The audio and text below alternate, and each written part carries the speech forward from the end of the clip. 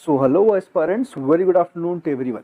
तो यार आज हम स्टार्ट करने वाले हैं पॉलिटी की एपिसोड 3 यानी पीटी 365 की एपिसोड 3, है ना। और इससे पहले हमने ऑलरेडी एपिसोड 1 और एपिसोड 2 क्रिएट कर लिया है। अगर आपने नहीं देखा है तो आप डिस्क्रिप्शन में जा सकते हैं वीडियो के, वहाँ पे आपको प्लेलिस्ट की लिंक मिल जाएगी पीटी 365 के नाम से पॉलिटी की, और वहाँ पे जाके आप उसको चेक कर सकते हैं। उसमें मैंने ओबीसी, ईडब्ल्यूएस और इससे पहले जो भी टॉपिक्स थे, ओके, यूनिफॉर्म सिविल कोड था, सेडेशन था, प्रिवेंटिव डिटेंशन था, ओके, ये सब कुछ मैंने बिल्कुल डिटेल में एक्सप्लेन किया हुआ है ताकि आपको प्री और मेंस लेवल के हिसाब से दिक्कत ना हो। ओके, सो अब मैं डिस्कस करने जा रहा हूँ आज का नया टॉपिक जो है फोन टैपिंग, और आगे के जो भी टॉपिक्स होंगे उसको हम डिस्कस करेंगे। इससे पहले वीडियो को स्टार्ट करने से पहले छोटी सी इन्फॉर्मेशन देना चाहता हूँ कि हमारा जो चैनल है निर्वाणा क्लासेस, वो यूपीएससी और एसएससी से रिलेटेड मटेरियल जो है वो अपलोड करता है हमारे चैनल पे, हम अपलोड करते हैं। ओके, जल्दी क्या, आज शाम में ही आपको, अगर आप दोपहर में ये वीडियो देख रहे हो जब ये वीडियो अपलोड हुई है, तो आज शाम में ही आपको क्या होगा कि एनवायरमेंट की भी पीटी 365 की पहली वीडियो आपको मिल जाएगी, जिसको आप देख सकते हो, क्योंकि आपका एग्जाम 28 मई को है, प्रीलिम्स 2023, तो उसके लिए काफी बेनिफिशियल होने वाला है।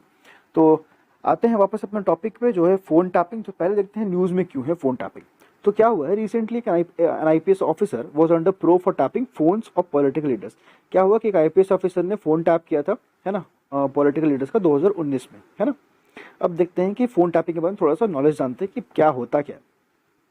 डेफिनेशन की बात करें तो phone tapping refers to monitoring of internet based communications and phones by third party by secret means. मतलब सपोज कीजिए कि आप यहाँ घर में बैठे हैं, है ना, और यहाँ आपकी प्रेमिका बैठी है ना, और आप दोनों आपस में बात कर रहे हैं फोन से, है ना, जो कि आजकल बहुत आम बात है।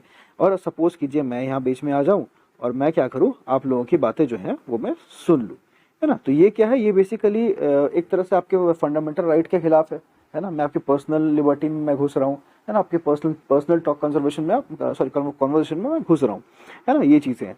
तो बेसिकली फोन टैपिंग में क्या है कि तीसरा बंदा जो है वो दो बंदों का या दो लोगों के बीच में जो बातें हो रही है उसको सुन सकता है एक सीक्रेट मीन्स के थ्रू, है ना। टीवी मूवीज में आपने देखा होगा, है ना, अगर आपने रईस देखी है तो उसमें जो नवाजुद्दीन सिद्दीकी का रोल था वो भी ऐसे ही करता है, वही चीज है।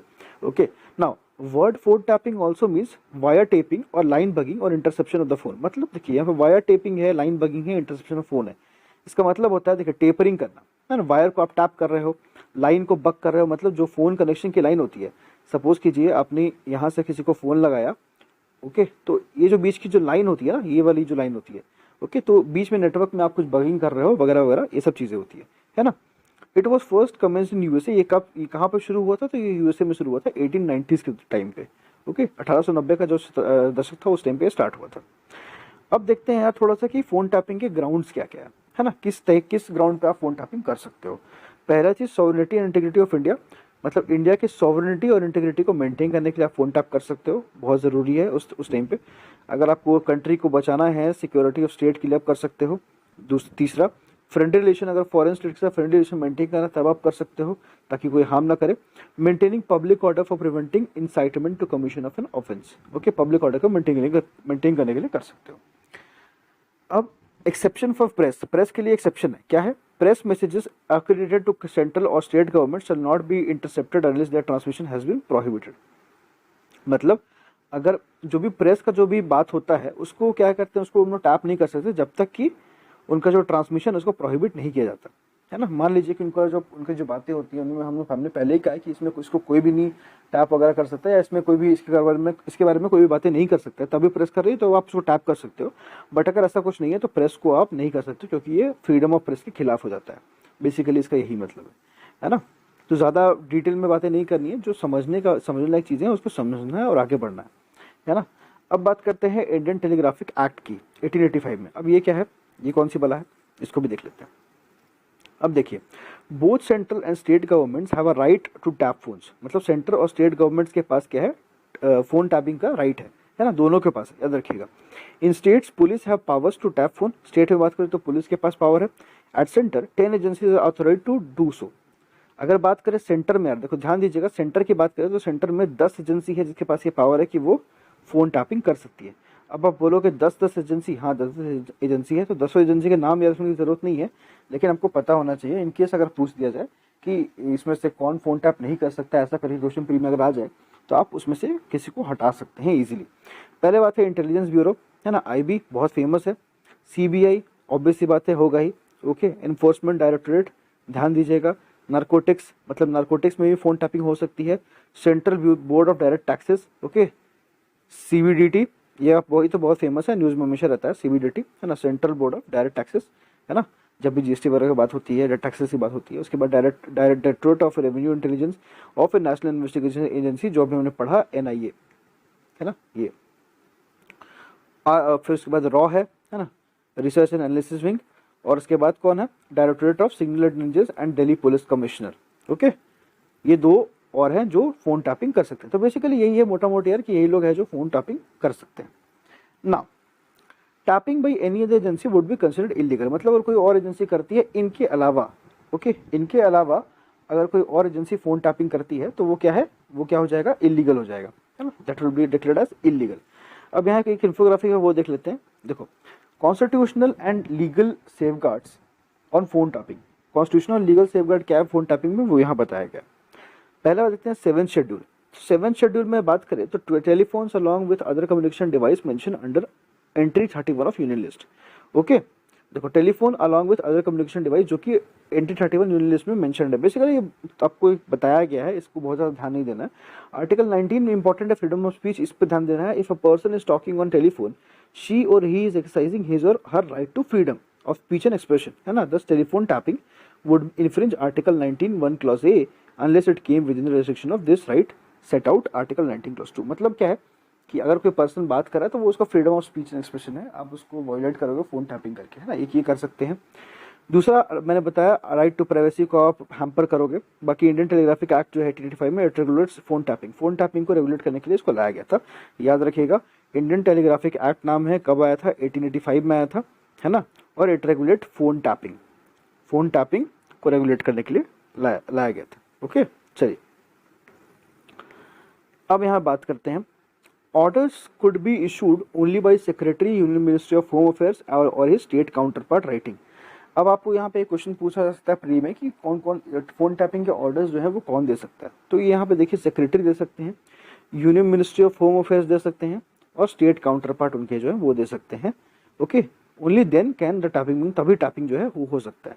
टैपिंग के लिए मतलब ऐसा नहीं है कि आपने कहा तो फिर आप कोई कितने भी बड़ी पोस्ट पे हो, okay, even if you are an IPS, अगर आप चाहो तो आप टैपिंग नहीं कर सकते, उसके लिए भी आपको परमिशन लेनी पड़ती है, ओके। अगर आपने नहीं देखी है तो खाकी, एक बार खाकी वेब सीरीज देखिएगा, उसमें भी जो आईपीएस अमित अरोड़ा है उन्हें स्पेशल परमिशन की जरूरत पड़ी थी फोन टैप करने के लिए, ओके, उसमें वो टैपिंग दिखाई गई है ना। However in exceptional cases the order may be issued by lower authorities also, लेकिन अगर केस मतलब बहुत एक्सेप्शनल है, बहुत जरूरी है, बहुत अर्जेंट है, तो लोअर अथॉरिटी क्या है वो भी जो है ये चीजें मतलब जो परमिशन है वो दे सकता है। Such order has to be communicated to competent authority within a specific time period. लेकिन ऐसा नहीं, मान लीजिए कि लोअर अथॉरिटी ने आपको दे दिया परमिशन, है ना, लेकिन इसका मतलब ये नहीं है कि मतलब अब आप बोलोगे कि अरे यार अगर लोअर अथॉरिटी दे ही सकती है तो फिर ऊपर वाला से क्यों पूछना। ऐसा नहीं, अगर लोअर अथॉरिटी ने आपको परमिशन दे दिया है फिर भी आपको एक टाइम पीरियड के अंदर जो अपर अथॉरिटी है, जो मेन अथॉरिटी यानी secretary union ministry of home affairs या फिर उनका स्टेट काउंटर पार्ट, उनसे आपको परमिशन लेनी पड़ेगी, उनको इन्फॉर्म करना पड़ेगा। तो ये चीज़ है, ओके। तो आई होप आपको समझ में आ गया होगा फोन टैपिंग क्या होता है, कैसे होता है, और कौन कौन इसमें कौन कौन से पार्ट हैं। इंडियन टेलीग्राफिक एक्ट कब आया था, 1885 में आया था, है ना, और वही फोन टैपिंग जो इंडिया में उसको देखता है, ओके। ये सब चीज़ें हैं और बहुत ज़्यादा कुछ इंपॉर्टेंट का था नहीं, जो भी कुछ था हमने बता दिया। और ये न्यूज़ में क्यों था, क्योंकि आईपीएस ऑफिसर ने 2019 में कुछ पॉलिटिकल लीडर्स के फोन टैप किए थे, इस रीजन से, ओके। अब चलिए बात करते हैं आगे, जो है राइट टू बी फॉरगॉटन, बहुत इंपॉर्टेंट है यार, इसको देखते हैं, बहुत इंटरेस्टिंग भी है। रिसेंटली क्या हुआ, सुप्रीम कोर्ट ने डायरेक्ट किया है, it's registered to remove details of couple from search engine and internet, okay. उनकी रजिस्ट्री में बोला गया है, देखिए, सर्च इंजन और इंटरनेट से जो भी कपल है ना, जो भी कपल है उनकी रजिस्ट्री हटाने को बोला गया सुप्रीम कोर्ट ने। अब देखते हैं right to be forgotten basically मतलब क्या है, ये देखते हैं। देखिए, right to be forgotten is the right to have publicly available personal information remove from internet. इसका मतलब ये है कि सपोज कीजिए कि आपका कोई इन्फॉर्मेशन जो है वो इंटरनेट पे घूम रहा है ना, आपने कहीं भी कुछ भी लिखा होगा बट वो इंटरनेट पे है अवेलेबल, तो कल को आप अगर चाहो कि नहीं भाई अब मुझे जो है इसमें मुझे अपना जो डेटा है या फिर मेरा जो इन्फॉर्मेशन है वो मुझे हटाना है, अब इंटरनेट पे नहीं रहना चाहिए, तो वो आप करवा सकते हो, है ना। वो आपका राइट है कि आप अपना जो आपका जो पर्सनल डेटा या फिर आपको आपने जो चीज़ें अपलोड की थी उसको आपके पास उसको रिमूव करने के लिए आपके पास पावर होनी चाहिए, ये चीज़ है ना। सर्च डेटाबेस, वेबसाइट वगैरह, मान लीजिए जब आपने कुछ भी सर्च वर्च किया है ना, आपका जो हिस्ट्री होता है, वेबसाइट्स होती है, जिस वेबसाइट पर आपने किसी भी वेबसाइट में अगर लॉग इन किया है, कभी भी आप किसी में वेबसाइट में गए हैं वगैरह वगैरह, है ना, किसी अदर पब्लिक प्लेटफॉर्म पे गए हैं, once the person information is in question is no longer necessary. मतलब अब क्या है कि आपको उसका यूज नहीं है, तो आप चाहते हो कि आपका जो भी डेटा है वहां से इरेज हो जाए, तो ये क्या है, आपके पास ये राइट है। Right to be forgotten traces its origin to right to be oblivion in French jurisprudence. मतलब देखिए, फ्रेंच जूरिस्प्रूडेंस, अगर फ्रांस की जो है ना, फ्रांस का देखा जाए, फ्रांस का कॉन्स्टिट्यूशन, तो वहां पे राइट टू ऑब्लिवियन है, इसका जो ये राइट टू बी फॉरगॉटन है, ये वहीं से आया है ना, बेसिकली यहीं से इसका जन्म हुआ है, कह सकते हैं हम लोग। ओके, तो याद रखिएगा कहाँ से है, फ्रेंच जूरिस्प्रूडेंस से आया। अगर एग्जाम में आपको ये पूछ सकता है, प्री में बहुत ही अच्छा क्वेश्चन बन सकता है कि राइट टू बी फॉरगॉटन जो है उसका जन्म कहाँ से हुआ है, आपको इंग्लिश में लिख के कुछ भी बोल सकता है, कोई भी लैंग्वेज हो सकती है, तो आपको वहाँ पे पूछा जा सकता है, तो आप बताइएगा फ्रेंच जूरिस्प्रूडेंस से हुआ है, और वहाँ पे क्या था, राइट टू ऑब्लिवियन था। ओके, तो याद रखना है, बहुत इंपॉर्टेंट हो सकता है। Now however right to be forgotten is not an absolute right. ये एब्सोल्यूट नहीं राइट नहीं है, मतलब कि देखिए कोई भी राइट जो है ना वो एब्सोल्यूट नहीं होता है, मतलब उसके कुछ रिस्ट्रिक्शन होते हैं, कुछ ground of restriction her right में है, तो इसमें भी कुछ रिस्ट्रिक्शन है, एब्सोल्यूट नहीं है। ओके, अब देखते हैं आगे।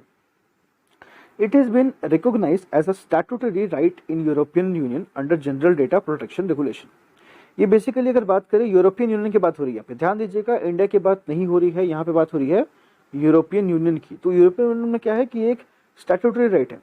अब आप बोलोगे कि व्हाट इज स्टैट्यूटरी राइट, तो मैंने पिछली वीडियो में बताया था कि स्टैट्यूटरी राइट का मतलब होता है वो राइट जो कि बिल के पास करने से आता है ना, जब कोई बिल पास हो जाता है तब जो लॉ बनता है उसको बोलते हैं स्टैट्यूटरी राइट, है ना, under general data protection regulation. Okay, तो यूरोपियन यूनियन में एक ऐसा राइट है। It was implicitly recognised as a right for the first time by European Union directive on data protection 1995।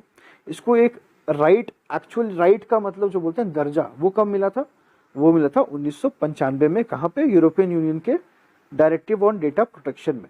Okay, यहाँ पे मिला था, याद रखिएगा, याद कर सकते हैं इसको आराम से, कोई दिक्कत वाली बात तो है नहीं इसमें, है ना। अब इससे पहले हम आगे बढ़े, उससे पहले एक ये देख लेते हैं, डिड यू नो का ऑप्शन है, क्या है देखते हैं।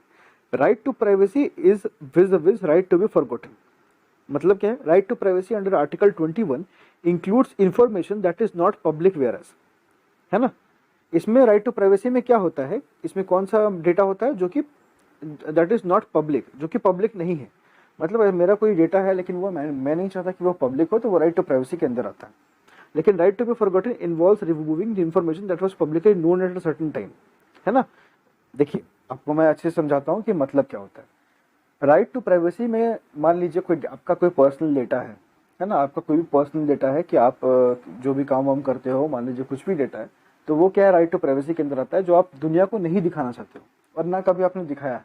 ओके, ना कभी आपने दिखाया है दुनिया को कि मैं ये चीजें करता हूँ, ना आप दिखाना चाहते हो, तो वो क्या है, आपका राइट टू प्राइवेसी है। ओके, ना अब बात करते हैं राइट टू बी फॉरगॉटन का। इसका मतलब ये है कि कभी आपने, मान लीजिए आपका इंस्टाग्राम का एग्जांपल लेते हैं, मान लीजिए इंस्टाग्राम पे कभी आपने कुछ चीजें पोस्ट की थी, है ना, बट अब आप चाहते हो कि वो चीजों को मैं हटा दूं, अब मैं नहीं चाहता कि दुनिया उसको अब देखे, है ना, तो उसको मैंने हटा दिया, तो वो क्या है, राइट टू बी फॉरगॉटन, आप उसको हटा सकते हो। ओके, ये चीज़ है। और आप नहीं चाहते कि कोई भी थर्ड पार्टी जो है वो उसको वापस से एक्सेस करे। थर्ड पार्टी का मतलब जो एप्लीकेशंस वगैरह हैं, आप नहीं चाहते हो कि वो उसको एक्सेस करे, मेरा जो भी डेटाबेस है, मेरा जो भी डेटा वगैरह है उसको एक्सेस करे, तो ये चीज़ होती है। ओके, आई होप आपको समझ में आ गया होगा कि राइट टू प्राइवेसी और राइट टू बी फॉरगॉटन में डिफरेंस क्या होता है। नाउ अब बढ़ते हैं आगे, तो यहाँ पे एक देखते हैं supreme court on right to be forgotten. Supreme court right to be forgotten पे क्या बोलती है। अब यहाँ पे है in landmark case of KS Puttaswamy versus union of India, ये बहुत फेमस केस है। Okay, supreme court recognise right to be forgotten as a part of right to life under article 21। तो ये बहुत इंपॉर्टेंट पॉइंट है कि राइट टू बी फॉरगॉटन जो है वो आर्टिकल 21 में आता है, राइट टू लाइफ के अंदर। ओके, याद रखिएगा। अब Supreme Court had stated that right to be forgotten was subject to certain restrictions and that it could not be used if material in question was required for the। मतलब क्या है, supreme court ने state किया कि right to forgotten जो है वो उसमें कुछ रिस्ट्रिक्शंस है। अब अभी हमने जस्ट पढ़ा था कि right to be forgotten is non absolute. Okay, it's non absolute in nature, अभी हमने पढ़ा, और मैंने आपको बताया था कि उसमें मतलब क्या है कि उसमें कुछ सर्टेन रिस्ट्रिक्शंस लगेंगे, वही यहाँ पे बोला जा रहा है। And that it could not be used if material in question was required for the, है ना। और ये कहाँ पे यूज नहीं हो सकता है वो देखते हैं। Exercise of right to freedom of expression and information. अगर आपका जो मटेरियल है वो इन सब चीज़ों में यूज़ हुआ है, ओके, तो राइट टू बी फॉरगॉटन को यूज़ नहीं किया जा सकता है। अब ये क्या क्या चीज़ें वो देख लेते हैं। Exercise of right to freedom of expression speech, अगर वहाँ पे आपने यूज़ किया है, कोई लीगल रिस्पॉन्सिबिलिटी करने के लिए यूज़ किया हुआ है, execution of a duty in public interest, public health में कुछ ड्यूटी वगैरह करने के लिए यूज़ किया हुआ है, okay, production of information in public interest, okay, for purpose of scientific and historical study, या फिर एस्टैब्लिशमेंट एग्जीक्यूटिंग और डिफेंडिंग लीगल क्लेम्स, ओके। तो ये सब चीज़ों में अगर आपने यूज़ किया हुआ है तो right to be forgotten apply नहीं हो सकता है, ये आपको ध्यान रखना है। सो अब ये देखते हैं, अब यहाँ पे है कि article 17 of GDPR 2016, okay, provides, GDPR 2016 यहाँ पे दिया गया है कि प्रोवाइड करता है राइट टू इरेजर, ओके, और right to be forgotten which permits a data subject to request or controller to delete personal data concerning him or her without undue delay. इसका मतलब क्या है, देखो मैं आपको ना ये चीज़ जो है ये बहुत ही बेसिक एग्जांपल से मैं आपको समझाने की कोशिश करता हूँ, ओके।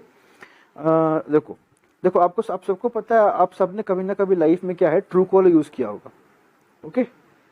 आप अपने लाइफ में कभी ना कभी तो ज़रूर ट्रू कॉलर यूज़ किया होगा, ट्रू कॉलर एप्लीकेशन, है ना। तो ट्रू कॉलर एप्लीकेशन में क्या है, अभी उस पर एक बात उठी थी कि वो जो है डेटा जो है हमारा सेल कर रहा है, मतलब जिससे भी हम बातें कर रहे हैं, हमारा जो पर्सनल डेटा है उसको क्या है, डेटा ब्रीच हो रहा है ट्रू कॉलर से, है ना, और डेटा जो है वो सेल कर रहा है। ये अभी बात हुई थी और काफ़ी सारे रील्स वगैरह आपने देखे होंगे, इस पर आए थे, है ना, और काफ़ी न्यूज़ भी आई थी।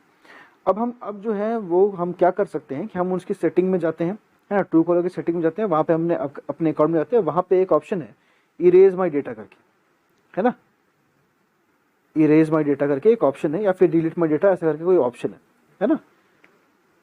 तो वहाँ पे क्या है कि अगर आप क्लिक करते हो, if you click on that button, okay, तो क्या होगा, सबसे पहले क्या करता है ट्रू कॉलर आपका जो नंबर है वो अपने जो प्लेटफॉर्म है उससे डिलीट कर देता है, ओके। आपका नंबर जो है वो ट्रू कॉलर से हट जाता है, यानी अब आपको कॉल करके तो आपका जो ट्रू कॉलर आईडी है वो शो नहीं होगा, क्योंकि ट्रू कॉलर से आपका नंबर डिलीट हो चुका है। नंबर डिलीट करने के बाद ट्रू कॉलर क्या करता है, जितने भी आपके जो डेटा वो सेव किया था, ओके, जितना भी उसने डेटा सेव किया था वो सारे डेटा को भी डिलीट कर देता है, ओके। तो ये बेसिकली क्या है, राइट टू बी फॉरगॉटन, मतलब आपने चाहा कि आपका डेटा जो है वो ट्रू कॉलर और ज़्यादा यूज़ ना करे, तो आपने क्या किया, रिमूव करवा दिया। वही चीज़ यहाँ पे बोली गई है। In India there is no law that specifically provides RTBF। India में ऐसा कोई अभी तक कोई लॉ नहीं है, याद रखिएगा, ये बहुत इंपॉर्टेंट पॉइंट है कि अभी तक ऐसा कोई लॉ नहीं है जो स्पेसिफिकली RTBF प्रोवाइड करे, मतलब राइट टू बी फॉरगॉटन के लिए बना हो, है ना। ऐसा कोई इंडिया में लॉ नहीं है जो स्पेसिफिकली क्या करे, RTBF के लिए कुछ प्रोवाइड करे, है ना, ये चीज़ है।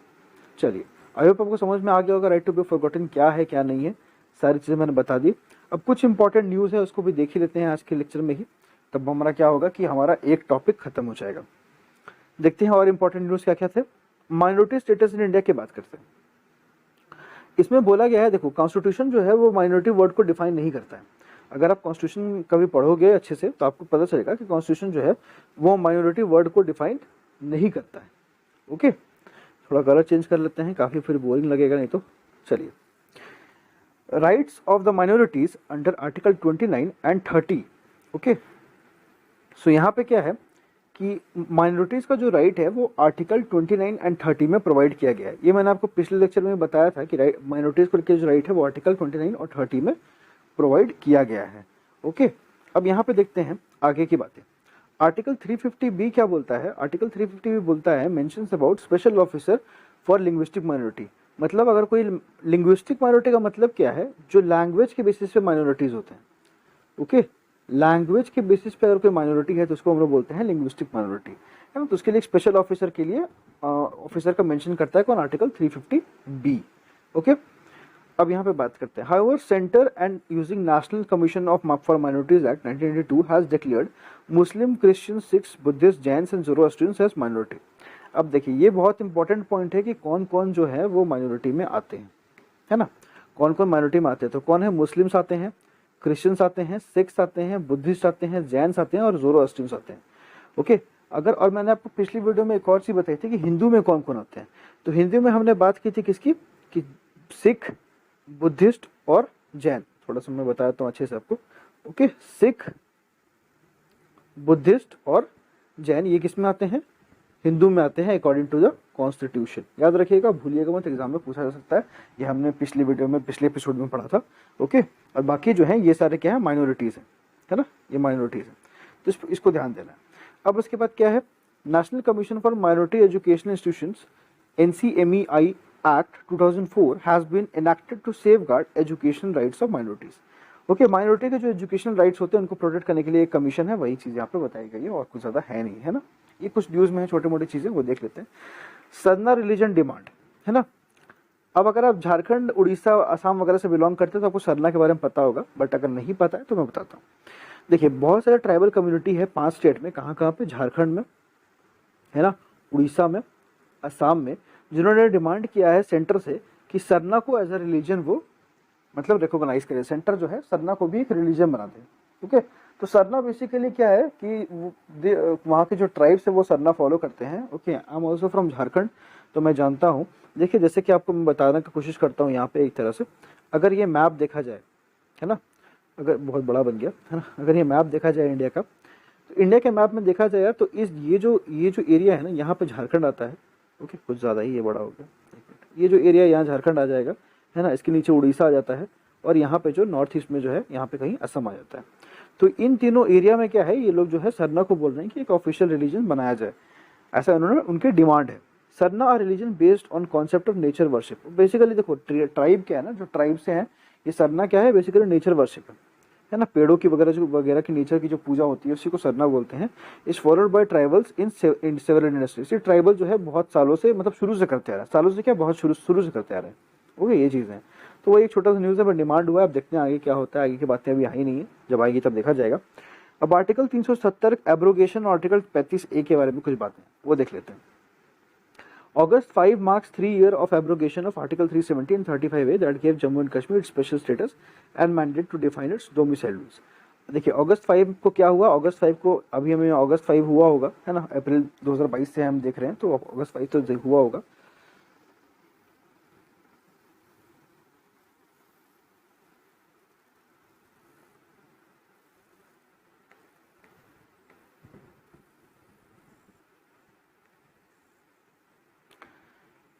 अगस्त 5 को क्या हुआ है ना कि हमारी तीसरी साल कंप्लीट हो चुकी है आर्टिकल 370 35A का हटा हुआ। ओके, हम जानते हैं कि आर्टिकल 370 कब हटा था, 2019 में, है ना, 2019 से 20, 20 से 21, 21 से 22, 22 से 23, है ना, 3 साल ऑलरेडी कंप्लीट हो चुके हैं। Status and mandate to define its domicile rules. अब 2019 में प्रेसिडेंट ने हटाया था J&K में जो ये लगा हुआ था, है ना, 370। ओके, वही सब चीज़ें हैं, उसके बारे में हमने पहले ही कंप्लीट कर लिया है इन सब चीज़ों को, तो इसके बारे में डिस्कशन नहीं करेंगे। ओके, फिर भी आप पढ़ना चाहते तो आप एक बार पढ़ लीजिएगा। इसमें बेसिकली क्या हुआ था कि जम्मू एंड कश्मीर को जो स्पेशल स्टेटस दिया गया था वो हटा दिया गया। ओके, इसे जम्मू कश्मीर का जो अपना कॉन्स्टिट्यूशन था वो सब खत्म हो चुका है। ओके, अब देखते हैं पार्लियामेंट। अब यहाँ लास्ट पॉइंट क्या है, parliament pass Jammu and Kashmir reorganisation act 2019 provides for reorganisation of Jammu and Kashmir into 2 union territories, namely Jammu and Kashmir and Ladakh. ये आपको याद रखना है। Jammu and Kashmir reorganisation act 2019 में आया, उससे क्या हुआ, जम्मू एंड कश्मीर को 2 यूनियन टेरिटरी में तोड़ दिया गया, जम्मू एंड कश्मीर और लद्दाख के नाम से, है ना। अब यहाँ पे 2 चीजें जानने लायक है। पहला कि जम्मू एंड कश्मीर में लेजिस्लेचर है। लेजिस्लेचर का मतलब क्या होता है, लॉ मेकिंग बॉडी, है ना, लॉ मेकिंग बॉडी। तो वहाँ की लेजिस्लेचर है, लेकिन लद्दाख का कोई लेजिस्लेचर नहीं है।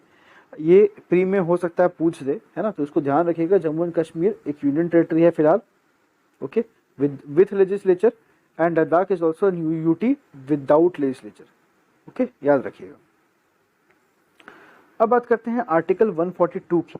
तो इसमें क्या बोला गया है, exercising its power under article 142 of constitution, Supreme Court set free the remaining 6 convicts in Rajiv Gandhi association case. तो आपको पता होगा राजीव गांधी जी का मतलब उनकी जो है हत्या कर दी गई थी, है ना, असैसिनेट कर दिया गया था उनको।